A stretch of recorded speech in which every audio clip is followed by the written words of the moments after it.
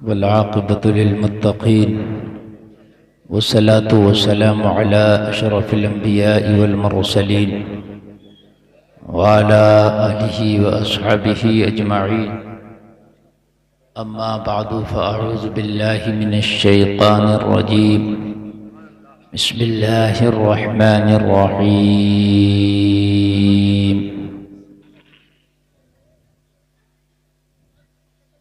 फ़ज़्कुरूनी अज़्कुरुकुम वश्कुरूली वला तकफ़ुरून। आमन्तु बिल्लाहि सदक़ल्लाहुल अज़ीम। रब्बि यस्सिर वला तुअस्सिर वतम्मिम बिल खैर। रब्बि ज़िदनी इल्मा। या फ़त्ताहु या फ़त्ताहु या फ़त्ताह।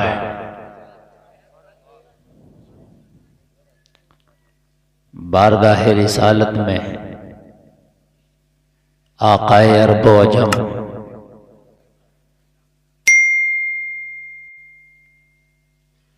ख़त्मुर रसूल मौलाए कुल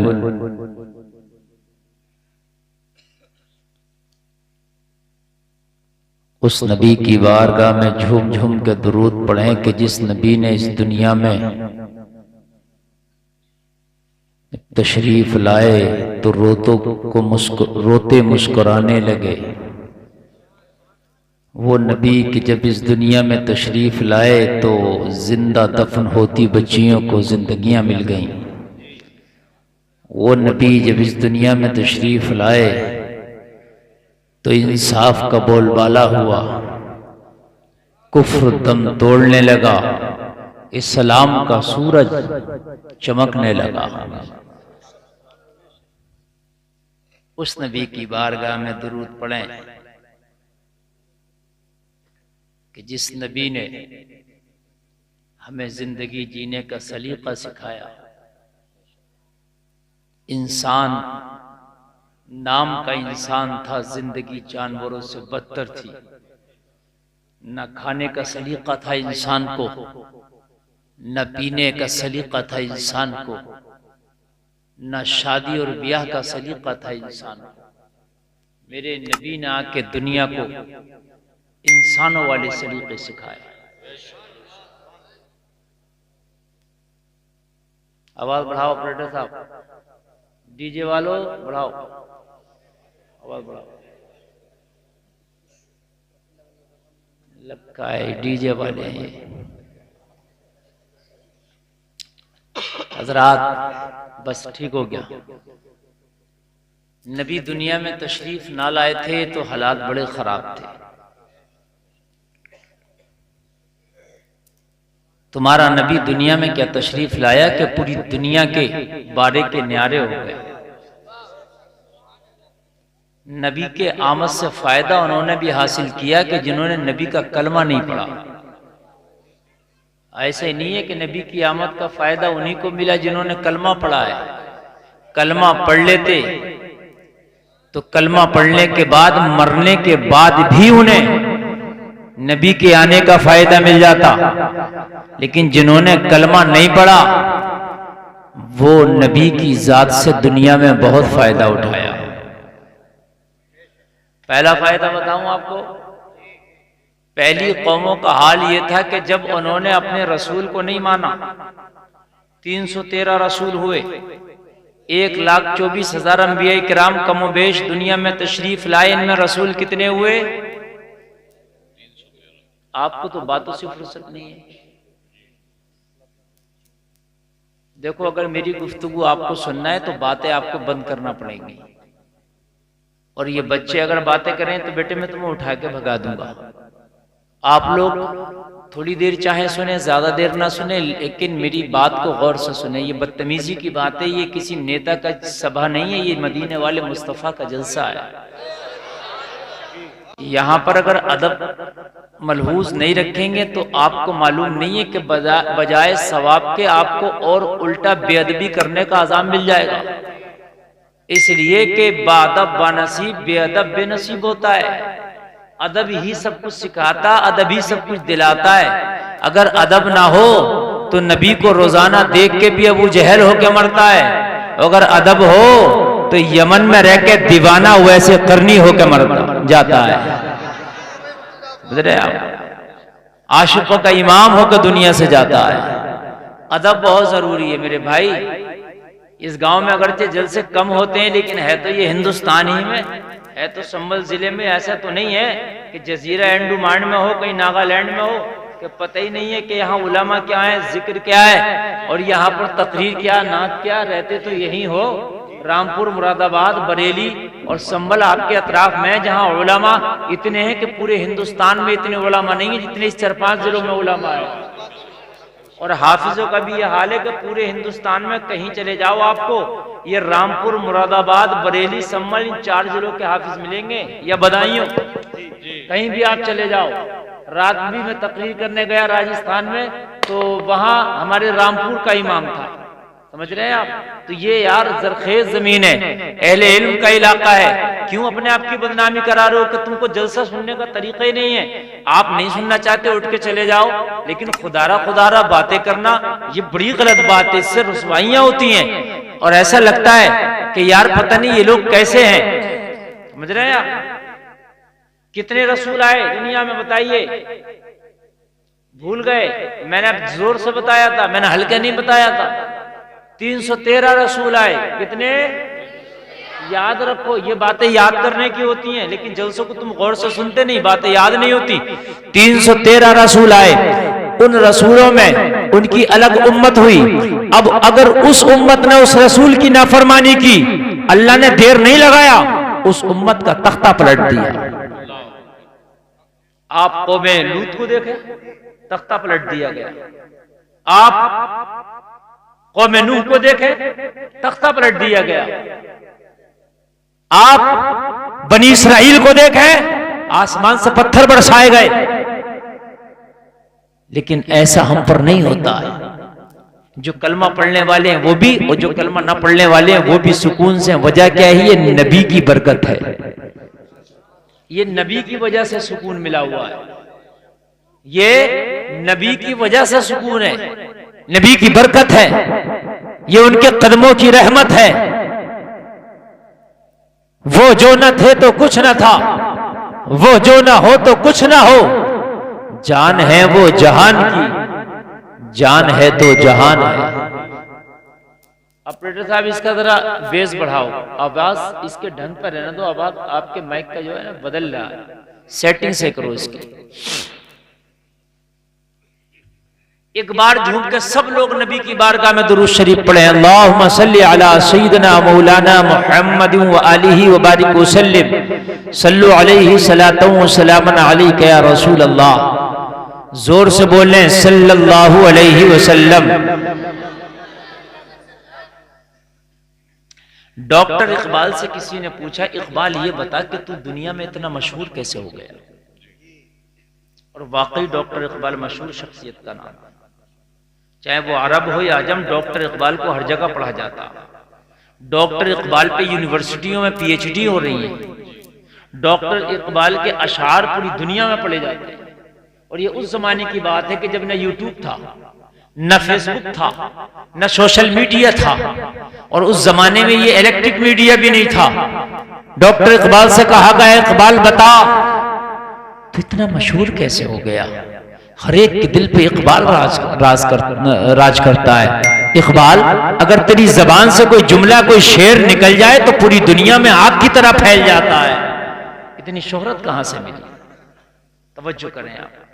डॉक्टर इकबाल ने कहा, ये तो मेरा अल्लाह जानता है कि मुझे क्यों शोहरत मिली, ये तो मेरे रब का करम है। मगर मुझे ऐसा लगता है कि मेरे एक काम की वजह से मुझे ये मकबूलियत हर खास व आम में, और ये शोहरत मुझे हर खास व आम में जो मिली, मेरे एक अमल की वजह से। अमल बता दूं मैं आपको? आप भी चाहते हो कि आप कामयाब हो जाओ, सक्सेस हो जाओ, अल्लाह तुम्हें तरक्कियों से नवाजे, अल्लाह दुनिया और आखिरत में तुम्हें जो है बहुत कामयाब इंसान बना दे, तो उस अमल को आप भी सुन लें। डॉक्टर इकबाल कहते हैं, मुझे लगता है कि मेरे इस एक अमल की वजह से अल्लाह ने मुझे तरक्कियां दी हैं। हर एक के दिल पे जो मेरा राज है, हर एक की जबान पे जो मेरे अशार और मेरी बातें हैं, वो कोई और वजह नहीं रखती, मेरे एक अमल की वजह से रखती है। कहा, इकबाल तेरा वो अमल कौन सा है? तो डॉक्टर इकबाल कहते हैं मैंने अपनी जिंदगी में मदीने वाले मुस्तफा पे 1 करोड़ मर्तबा दुरूद शरीफ पढ़ा है। 1 करोड़ मर्तबा। फरमाते हैं उस दुरूद शरीफ की बरकत मुझे ये लगती है कि अल्लाह ने हर खास और आम की जबान पे मेरे अशआर और मेरी बातें और मेरे कहे हुए हर जुमले अल्लाह ने इतने मकबूल कर दिए कि ये मुस्तफा के दुरूद की बरकत है। बात समझ रहे हैं आप? हाँ, जाइए। 1 करोड़ मर्तबा मैंने दुरूद शरीफ पढ़ा है। डॉक्टर इकबाल कहते हैं आप भी अपनी जिंदगी में यार गांठ बांध लो, कोई बड़ी बात नहीं है कि मैंने भी 1 करोड़ मर्तबा दुरूद शरीफ पढ़ना। मेरे ख्याल से अगर आप पढ़ना चाहें तो पढ़ सकते हैं, कोई मुश्किल नहीं। और उसकी ऐसी बरकतें जाहिर होंगी, ऐसी बरकतें जाहिर होंगी, खुदा की कसम तुमने सोचा भी नहीं होगा कि जैसी बरकतें उसकी जाहिर होंगी। रोजाना का बांट लो कि मुझे रोजाना का बांट लो कि मुझे इतनी मर्तबा दुरूद शरीफ पढ़ना है, हिसाब लगा लो। रोजाना अगर आप 3000 मर्तबा दुरूद शरीफ पढ़ोगे तो तकरीबन 10 साल में 1 करोड़ मर्तबा होगा। मेहनत तो लगेगी लेकिन बरकतें भी हैं। मेहनत तो लगेगा, लेकिन अगर दुरूद शरीफ आपने पढ़ने की आदत डाल ली तो जो भी काम करते हैं आप काम करते रहो। काम हाथ से होता, पैर से होता, जबान से नहीं होता। भाई काशकारी का काम हो, राजगिरी का काम हो, टाइल्स का काम हो, पत्थर का काम हो, बनाई का काम हो, तामीर का काम हो, पुताई का काम हो, कटाई का काम हो, नराई का काम हो, सिंचाई का काम हो, जितने भी काम है सारे काम हाथ से है, पैर से है, जबान तो अलग रहती है। तो जबान चलती रहे, अपने काम आप करते रहो। पता है कि नहीं, दुकान बेच रहे हैं आप, जो भी कर रहे हैं, अच्छा बीच में अगर कोई बात करने की जरूरत पड़ी तो आप बात भी कर सकते हैं। कोई ऐसी अब तो इलेक्ट्रिक तस्बीह आ रही हैं, आप जितना पढ़ लिया वो उतनी ही रहेगी। अब तो मोबाइल में भी तस्बीह है, आप मोबाइल में भी तस्बीह आप रख सकते हैं तो वो उतना ही रहेगी। उसके बाद में छोड़ दिया, उसके बाद जब देखोगे तो 1 साल के बाद भी उतना ही मिलेगा जितना वो तस्बीह में लिखा हुआ है। आदत डाल के देखो, कोई एक आदमी तो इस पर अमल करना, फिर देखना कि जिंदगी में कैसी बहारें आती हैं, फिर देखना कि जिंदगी में कैसी बहारें आती हैं, तुम्हारे कामों में कैसी तरक्की होती है। अल्लाह फरमाता तुम मेरा जिक्र तो करो, मैं तुम्हारे चर्चे करूंगा। सुभान अल्लाह, जिक्र तो करके देखो।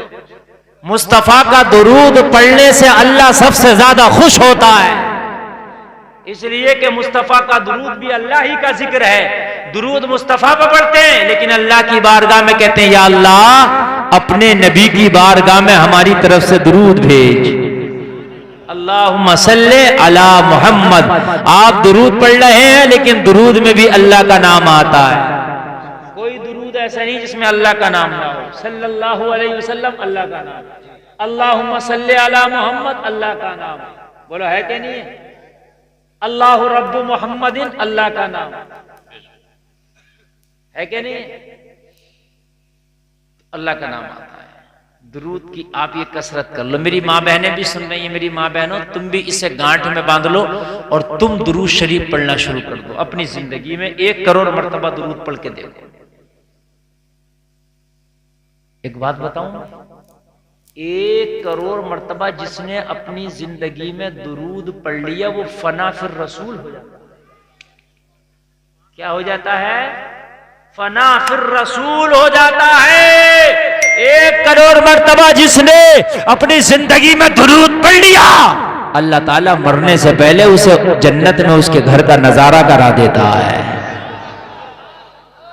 कितनी बड़ी बात है यार, बताइए मुझे, कितनी बड़ी बात है। हम दुनिया में रहते हैं, जहां भी जाएंगे ये जबान नहीं मानती, बड़ी बदतमीज है ये जबान, इतनी बदतमीज है, इतनी बदतमीज है, अगर इसे आपने काबू में नहीं रखा तो ये कहीं पिटवा देती है। सही बात है। ये 32 मुहाफिजों के अंदर है, ये तो किसी को गाली बक के दांतों के अंदर चली जाती है, लेकिन इंसान की पिटाई होती है, जलील होता है, रुस्वा होता है। लोगों इस जबान पर काबू रखना बहुत जरूरी है, चाहे वो जबान का जायका हुआ या जबान के अल्फाज हुए। जबान के जायके के लिए लोगों ने जमीनें बेच दी, लोगों ने डाके और चोरियां करना शुरू कर दी। और लोगों ये जबान तुम्हें जहन्नमी भी बना सकती है, और इसी जबान को अगर तुमने काबू में रख लिया तो यही जबान तुम्हें जन्नती भी बना सकती है। अखलाक किसी बाजार में नहीं बिकता, अखलाक कहीं खरीदा नहीं जाता, लेकिन अच्छे अखलाक से लोग खरीद लिए जाते हैं। जुमला समझिए, अखलाक कहीं नहीं खरीदा जाता, लेकिन अच्छे अखलाक से लोग खरीद लिए जाते हैं। अगर आपका अखलाक अच्छा है तो आपके लोग हो जाएंगे, लोग आपसे मोहब्बत करने लगेंगे, लोग अपने दिल में आपकी मोहब्बत को जगह दे देंगे, लोगों गोया कि वो तुम्हारे लिए हर रोज हाजिर हो जाएंगे। इस जबान को अपने काबू में रखो, और अगर तुमने इसे काबू में नहीं रखा तो ये नहीं मानेगी। इसे बोलना, बोलेगी तो कभी झूठ बोलेगी, कभी चुगली करेगी, कभी गीबत करेगी, किसी को ऐसे जख्म दे देगी कि मेरे भाई भाले का जख्म तो भर जाता है लेकिन जबानों के जख्म नहीं भरते। मालूम है आपको, गोली के जख्म भर जाते हैं लेकिन जबानों के जख्म नहीं भरते मेरे भाई। इसलिए इस जबान को चलाओ तो बहुत सोच समझ के चलाओ। बंदूक से ज्यादा खतरनाक ये जबान है, तीर और तलवार से ज्यादा खतरनाक ये जबान है। इसलिए कि तीर और तलवार चलते हैं तो लोगों गर्दन कट सकती है, लेकिन जब जबानें चलती हैं तो दिल टुकड़े टुकड़े हो जाते हैं। मेरी बात पे जरा गौर करने मेरे भाई, इस जबान को बहुत संभाल के, मेरी माँ बहने खास इस पर तवज्जो दें, खास तवज्जो दें मेरी माँ बहने मेरे इन जुमलों पर। जब जबानें चलती हैं दिल टुकड़े टुकड़े हो जाते हैं। ओ जलसे में आने वालों, किसी का दिल तोड़ना इतना बड़ा गुनाह है कि दुनिया में तुम किसी का दिल तोड़ते हो तो अल्लाह का अर्श हिल जाता है। बहुत बड़ा काम है दिल तोड़ना मेरे भाई, अल्लाह का अर्श हिल जाता। ऑपरेटर साहब आवाज कम कर दी क्या आपने? थोड़ा सा और बढ़ाओ, थोड़ा सा। अच्छा बोल रहा था अभी, थोड़ा सा बढ़ा दो बस। अच्छा बोल रहा माशाल्लाह आपका साउंड, और बेहतर है, बस अब रहने दो, बस थोड़ा बढ़ा रहने दो। मैं थका हुआ मुसल में बहुत, ऐसा बोले कि मुझे ज्यादा मेहनत न करना पड़े। आप लोग सुन रहे हैं ना? देखो मैंने बहुत लंबा सफर भी किया, मैं कई रातों का जागा हुआ हूँ, लेकिन आप लोग मोहब्बत से सुन रहे हैं। सर्दी का मौसम है, इंशाल्लाह मैं मोहब्बत से सुना के जाऊंगा, मेरा वादा है। और मेरी कोशिश ये रहती है मैं कुछ दे के जाऊं, इंशाल्लाह कुछ दे के भी जाऊं। मैं ये बहुत बड़ी बात आपसे कह रहा हूं कि जबान पे जिसने काबू पा लिया वो वली बन गया। जबान पे काबू पाना बहुत जरूरी चीज है। जबान रिश्तों को तोड़ देती है, जबान रिश्तों को तोड़ देती है, रिश्तों को तार तार कर देती है। इसलिए अगर कभी मसला कहीं झगड़े का आ जाए, तुम्हें गुस्सा आ जाए, मेरे भाइयों गुस्से पे थोड़ी देर के लिए काबू कर लो, इसलिए कि तुम गुस्से में आओगे, ये जबान बड़ी खतरनाक बोलेगी, पता नहीं ये क्या बोले कितना नुकसान कर दे। इस जबानों ने खानदानों में आग लगा दी है, इस जबानों ने लोगों की जिंदगियों को बर्बाद कर दिया है।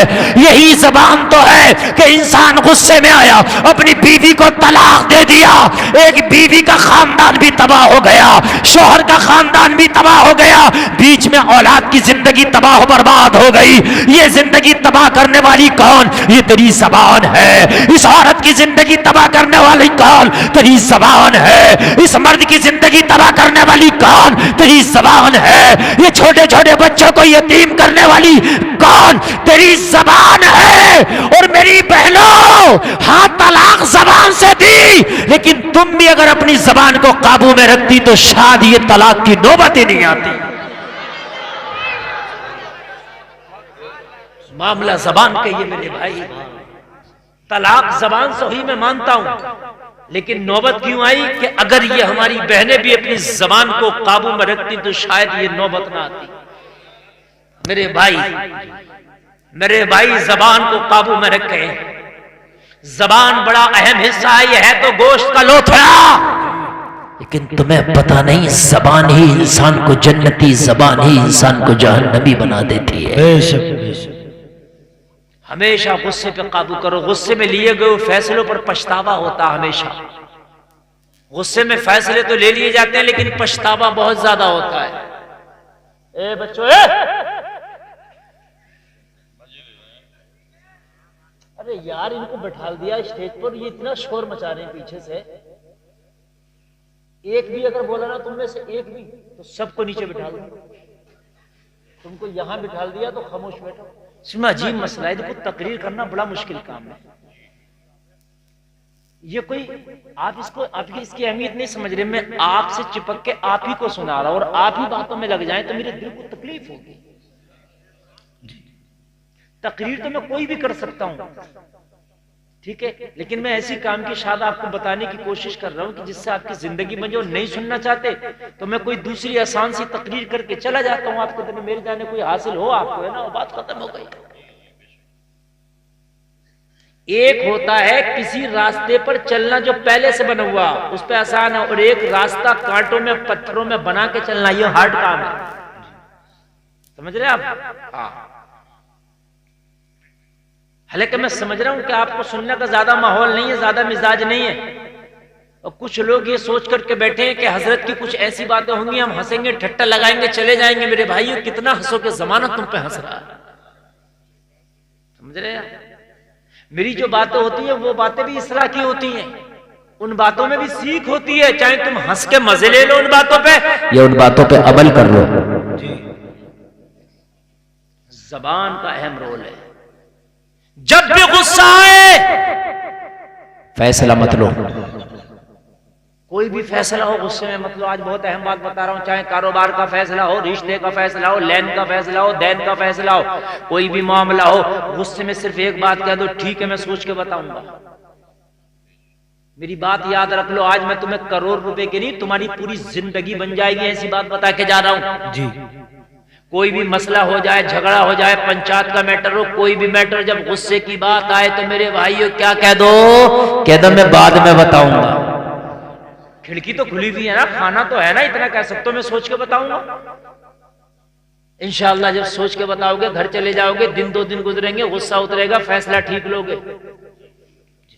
क्या लोगे फैसला? आज बड़ी अहम बात बता रहा हूं, बात सुने, तलाक का मैटर सुने। तलाक होती है गुस्से में ज्यादातर। पहले आदमी तलाक दे देता, बाद में फोन करके कहता हजरत मैंने गुस्से में तलाक दे दी। बेवकूफ, गुस्से में ही तो देते हैं, प्यार में कौन तलाक देता है? प्यार में भी कोई तलाक देता है? तलाक गुस्से में ही तो होती है, तो ये कहने की क्या जरूरत है मैंने गुस्से में दे दी है? तो तलाक होती है तो ये जहालत है कि तलाक 3 बार, एक बार में 3 बार दे देता है, जबकि ना तलाक का ये तरीका नहीं है ना, तलाक का ये तरीका नहीं है लोगों। तलाक का सही तरीका ये है कि पहले तो तलाक दो मत, और अगर अब नहीं बीत रही है, आपको लगता है कि दोनों में से कोई एक मर जाएगा, दोनों में से एक साथ नहीं रह सकेंगे, तो फिर खिड़की खोलिए तलाक। बड़ा अहम मसला मेरे जहन में आ गया, मैं समझा दूं। जी जी हजरत जी। कभी बस में आपने सफर किया है? कितनों ने किया? हाथ उठाएं। अच्छा ठीक है, सबने किया ना जी, ठीक है, समझते रहे ना। एक बस में होती है इमरजेंसी विंडो। क्या होती है? देखिए कैसे रंग की होती है बताओ? है? लाल रंग की, लाल होती है, आपातकालीन। उसके बराबर में कभी कभी हथौड़ी भी होती है लोहे की। नहीं, ये भी है, ये जहाज में भी होती है ये खिड़की, और ये ट्रेन में भी होती है, और ये बस में भी होती है।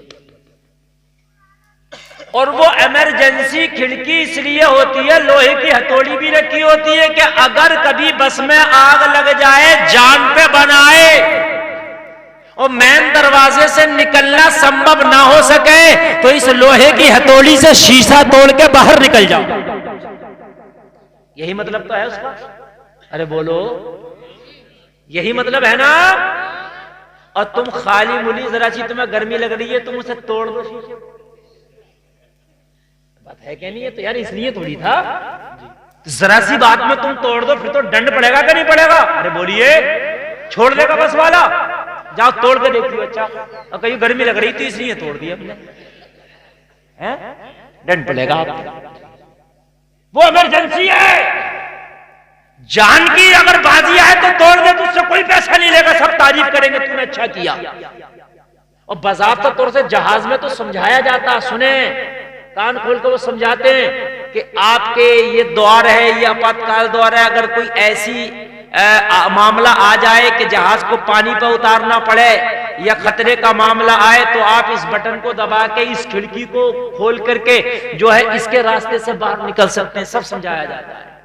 लेकिन कोई अच्छा खाता जहाज चल रहा है और किसी से जरा अनबन हो गई बराबर की सीट वाले से, उसे खोल दे तो जहाज ही डूब जाएगा, गिर जाएगा। बात है कि नहीं? बड़ी अहम बात बता रहा हूं मैं। तो जाहिल से जाहिल आदमी भी बस की उस खिड़की को मैंने ना खोलता देखा ना उस शीशे को तोड़ता देखा, जाहिल से जाहिल भी।